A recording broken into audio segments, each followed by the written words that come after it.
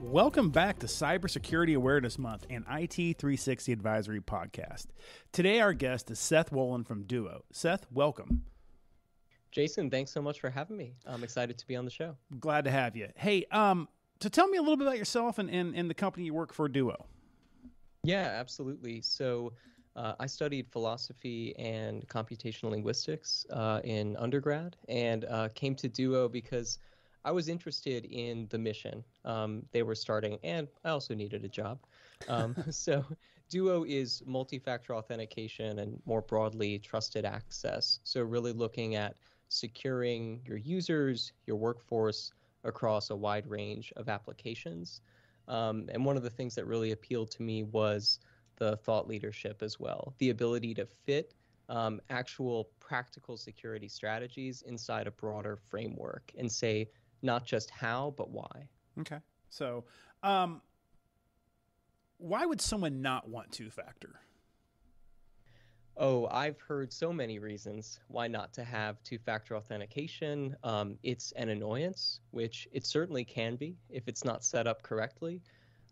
Someone may have objections to two-factor authentication on the grounds that it doesn't make a user more secure. They might think that SMS or phone call authentication can be intercepted by malicious actors.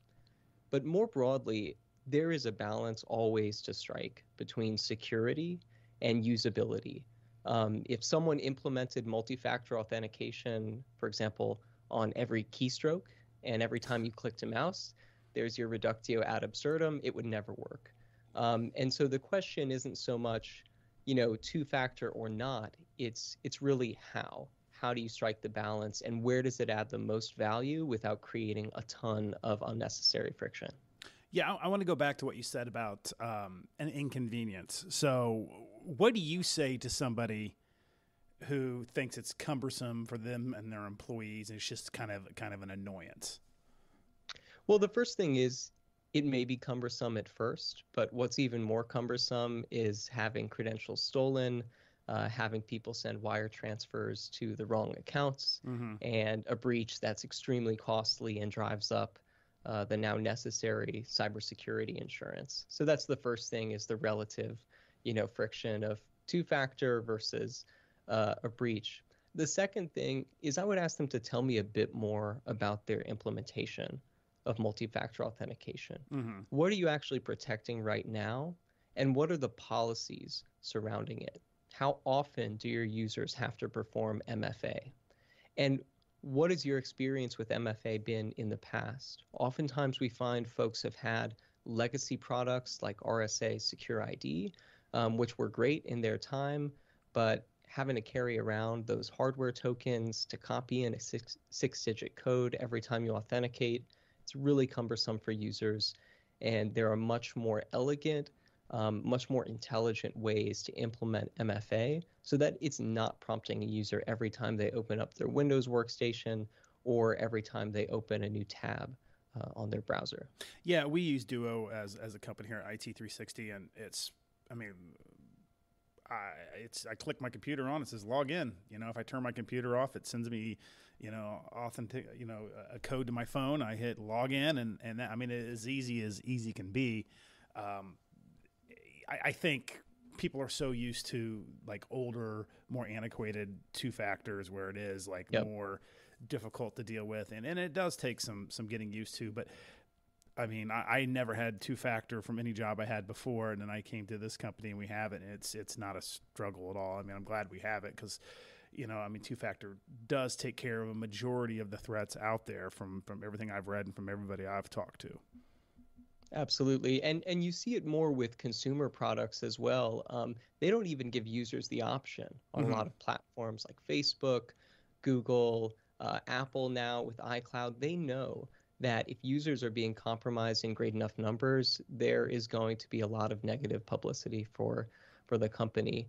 And so they do adaptive multi-factor authentication, where if a user's in an odd geolocation or if they're signing in from a new device, it'll require MFA.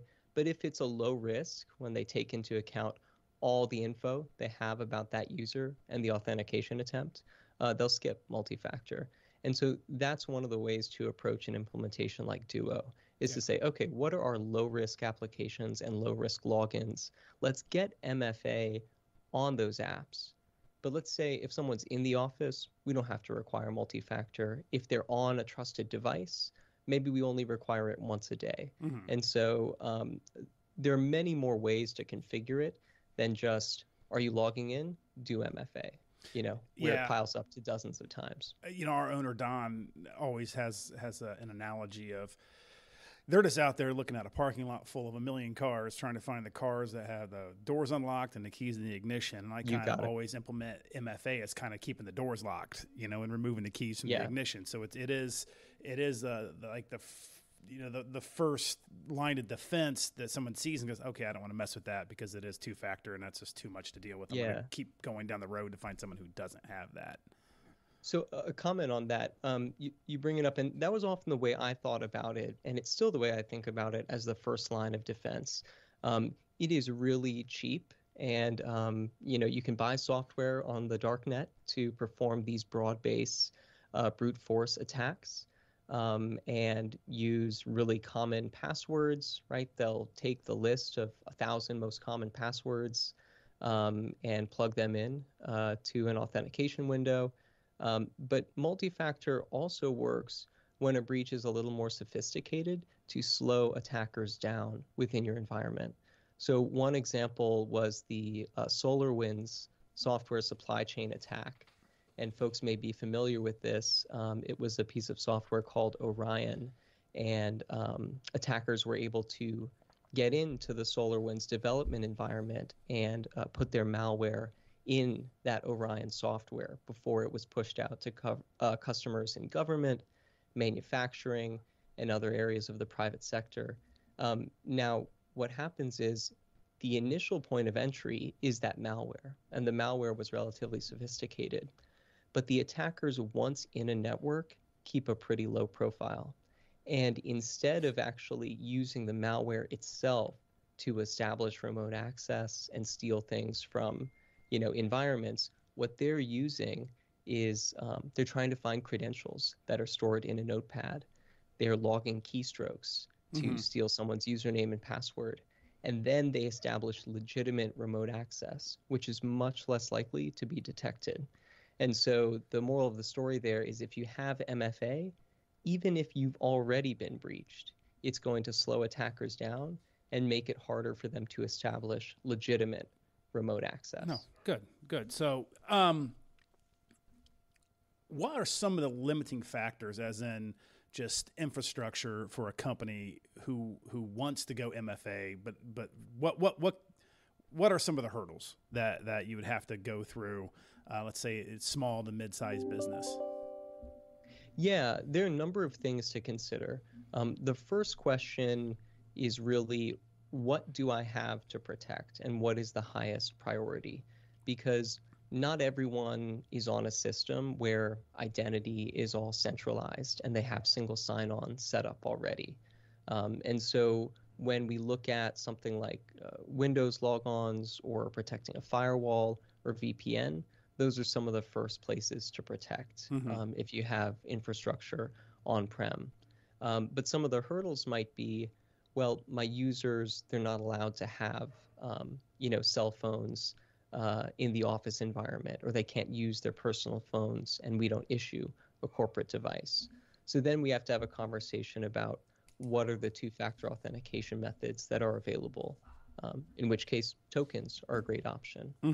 Another hurdle might be that the application you need doesn't natively support multi-factor and doesn't natively support a single sign-on protocol. So I won't get into the weeds on, how we can work through that. But essentially, when you set up something like Duo, there are multiple points in the authentication workflow where you can inject multi-factor authentication. So just because it's a no at the level of the individual app login doesn't mean we can't put multi-factor somewhere earlier in the user's chain of access. Yeah, exactly. And want to go back to, like you said, Facebook and all them putting two-factor on. I had my Facebook account compromised, and the people went in, and I didn't have my two-factor on. I didn't know Facebook even offered it. Well, the hackers went in, activated my two-factor to their phone. I literally had I had to just completely shut my Facebook account down, change the password, luckily. Yeah. But that was 3 months ago, and I still don't have access to it. So, I mean, wow. that's just the power of two-factor right there. Like, I felt hopeless. Right. Yeah. I mean, and if that's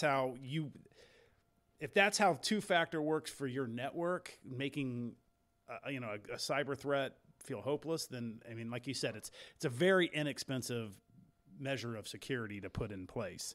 And oddly, and I'll ask you this question here in a minute, as we've interviewed, several other companies that are on our security stack that we offer, I always ask them, hey, besides your product, what other product? And the number one product that everyone says is MFA. I mean, it is the number one product that I think, if you are on a budget for security, like you said, it's an inexpensive way to create, not obviously now more than the first level of defense. There's more to it than that. But hey, if you can get someone to come into your network, look at that and go, they have two-factor, I'm just going to move on to someone else. That's money well spent.